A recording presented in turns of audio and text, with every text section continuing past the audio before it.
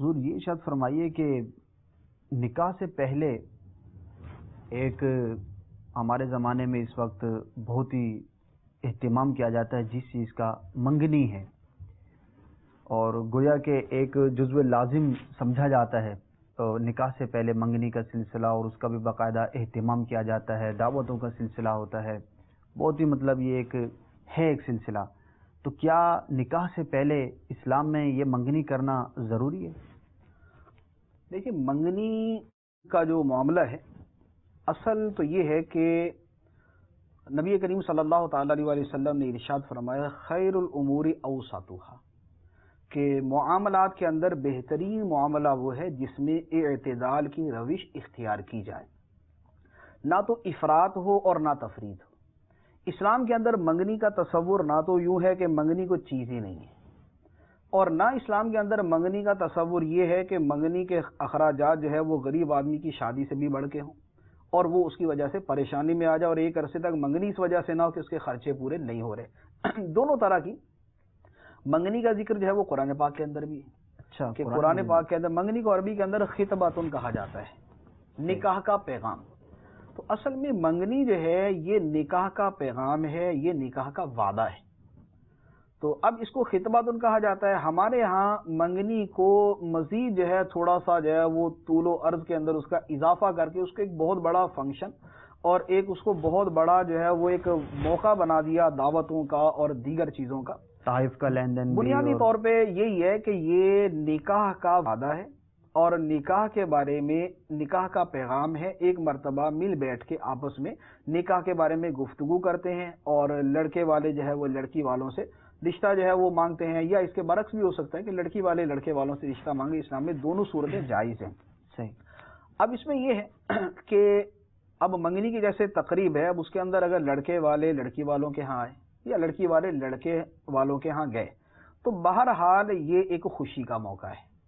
اور خوشی کے موقع پر دعوت بھی ہوتی ہے۔ اسلام کے اندر دعوت مشروع ہے۔ تو اب ایسی صورت کے اندر ایک اوسط درجے کی دعوت جو ہے اس کا اہتمام کر لیا جائے، مہمان نوازی جس طریقے سے کی جاتی ہے سنت کی نیت بھی کیا اس طرح کر لیا جائے۔ دعوت کرنا جو ہے وہ سنت ہے، مسلمان کو کھانا کھلانا جو ہے ایک عبادت کا کام ہے، نیکی کا کام ہے، اس کی نیت کی جا سکتی ہے۔ پھر دیگر چند خاندان کے جو بڑے اور دیگر قریبی رشتہ دار ہوتے ہیں ان کو جمع کر لیا جاتا ہے کہ خوشی کے اندر ان کو شریک کیا جائے۔ اپنی خوشی اور غمی کے اندر جو شریک کرتا ہے تو دوسرا بھی اپنی خوشی غمی میں اسے شریک کرتا ہے۔ تو اب اس طرح کا مناسب اہتمام کیا جائے کہ جس کے اندر کوئی حد سے بڑھنا نہ پایا جائے، لیکن بالفرض اگر کوئی نہیں بھی کرتا، کہ اگر لڑکے والے کے صرف جو ہے وہ ماں باپ جو ہے وہ لڑکی والوں کے ہاں جا کے پیغام دے آتے ہیں اور آپس میں بات چیت ہو جاتی ہے اور رشتہ داروں کو جمع نہیں کیا جاتا، تو شرعی اعتبار سے اس میں کوئی حرج نہیں۔ بقیہ دعوت کا اہتمام ہے تو اس کا حدود اربع یہ ہے کہ اس میں ایک مناسب سا اہتمام کیا جائے۔ اب جس طرح ہمارے ہاں رائج ہے منگنی کے اندر دعوتوں کا اہتمام اور اس کے اوپر بے پناہ خرچہ کرنا، تو اس میں جو ہے شرعی اعتبار سے اس میں بہت ساری صورتیں ہو سکتی ہیں، کیونکہ دعوت کے اندر اگر بہت زیادہ کھانا پکا لیا جائے یا بہت سارے لوگوں کو جمع کر لیا جائے تو ناجائز تو نہیں۔ صحیح، رشتہ داروں کو بلانا بھی جائز ہے، ان کو اچھے کھانا کھلانا بھی جو ہے وہ جائز ہے، لیکن اس میں جو چند خامیاں پائی جاتی ہیں وہ اصل میں ہمارے ہاں بنیاد بنتی ہے منگنی کے اندر خرابیوں کی۔ اگر کچھ کی وضاحت ہو جائے۔ ایک تو یہ ہے، یہ مطلقاً عام دعوت کے بارے میں بھی ہے اور منگنی کے اندر بھی، ولیمے کے اندر، سب کے اندر ہے کہ صرف امیروں کو بلایا جائے، غریبوں کو چھوڑ دیا جائے۔ جو امیر رشتہ دار ان کو بلا لیا، غریبوں کو چھوڑ دیا۔ جن رشتہ داروں نے اس موقع پر تحفے تحائف دینے ہیں ان کو بلا لیا ہے، اور جو غریب اس کی استطاعت نہیں رکھتے ان کو نہ بلایا گیا۔ ٹھیک، دور والوں کو بلا لیا، قریبیوں کو چھوڑ دیا۔ اور اس سے جو بڑھ کے خامی پائی جاتی ہے وہ یہ ہوتا ہے کہ ہمارے ہاں عام طور پر دعوتیں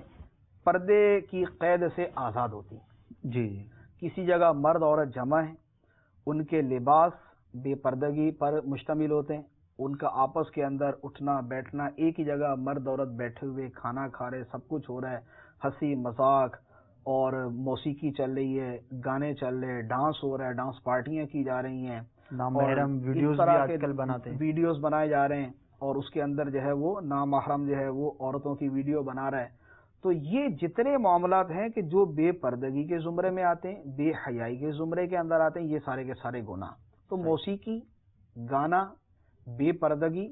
غریبوں کو نہ بلانا، صرف امینوں کو بلانا، یہ وہ امور ہیں کہ جو ہمارے ہاں منگنیوں کے اندر بڑھتے جا رہے ہیں۔ پھر اس میں ایک بات یہ بھی ہے، جو ان چیزوں سے ہٹ کے اور ہمارے زندگی کے بہت سارے شعبوں کے اندر یہ چیز داخل ہو چکی ہے کہ ہمارے ہاں بہت سارے کام جو ہے وہ اس وجہ سے نہیں کیے جاتے کہ ہمیں اس کام کے کرنے کی خواہش، ہمیں یہ ڈر ہوتا ہے کہ ہم نے نہیں کیا تو لوگ ہمیں تانا دیں گے۔ ایک آدمی سادہ منگنی کرنا چاہتا ہے، وہ یہ چاہتا ہے کہ میں بس اپنے خاندان کے بالکل قریبی 2-3 افراد کو بلاؤں اور ان کی موجودگی کے اندر یہ منگنی کی رسم جو ہے یہ ہو جائے اور ہم فارغ ہو جائیں۔ لیکن اب اس کو یہ ڈر ہے کہ اس رشتہ دار کو بلا لیا اور فلاں کو نہ بلایا تو وہ بعد میں اعتراض کرے گا، وہ ناراض ہو جائے گا۔ اب اس کو بلایا جا رہا ہے اس کی ناراضگی کے ڈر، اس کے ناراضگی سے بچنے کے لیے، ناراضگی کے ڈر سے اسے بلایا جا رہا ہے۔ پھر اس کے بعد یہ ہے کہ اب دعوت کر دی، اب دعوت کے اندر کوئی ضروری نہیں ہے کہ اعلیٰ قسم کے کھانے ہیں اور مہنگی قسم کے جو ہے وہ وہاں پر جو ہے وہ غذائیں وغیرہ مہیا کی جائیں، سادہ کھانے کے اوپر بھی دعوت ہو سکتی، درمیانے درجے کی جو ہے وہ غذائیں ان کے اوپر بھی دعوت ہو سکتی۔ لیکن اب اعلیٰ قسم کے کھانے اس وجہ سے پکائے جا رہے ہیں کہ اگر یہ نہ پکائے تو لوگ کیا کہیں گے، یہ پھر جو ہے وہ رشتہ داروں کے تان سے اور ان کے ڈر سے جو ہے یہ اس طرح کے کھانے پکائے جا رہے ہیں۔ تو یہ وہ امور ہیں کہ جو ہماری زندگی کے بہت سارے شعبوں میں داخل ہو چکے اور ہر جگہ فساد کی بنیاد یہ بنتے ہیں۔ ہمارے نکاح کا معاملہ، ہمارے ہاں منگنیوں کا معاملہ، ہمارے ہاں حتیٰ کہ مرگ کے معاملے کے اندر بھی ہمارے ہاں یہ رسومات پائی جاتی ہیں کہ فی نفسی ایک چیز جائز ہوتی ہے، جیسے یہ کیا نام ہے ایصال ثواب کی ساری صورتیں جائز ہیں، لیکن اب اس کے اندر جو ہے وہ دعوت کا اہتمام اس لیے کیا جاتا ہے کہ اگر جو ہے وہ مرگ کے اوپر دعوت نہ کھلائی تو لوگ تانا کریں گے، دیکھیں جی مرنے کے اوپر جو ہے وہ اس نے کھانے کچھ نہیں کھلایا۔ تو اب وہ کام کہ جو لوگوں کے شر سے بچنے کے لیے اور جو لوگوں کے ڈر سے کیا گیا تو اس کے جائز ہونے کی صورت مشکل ہے۔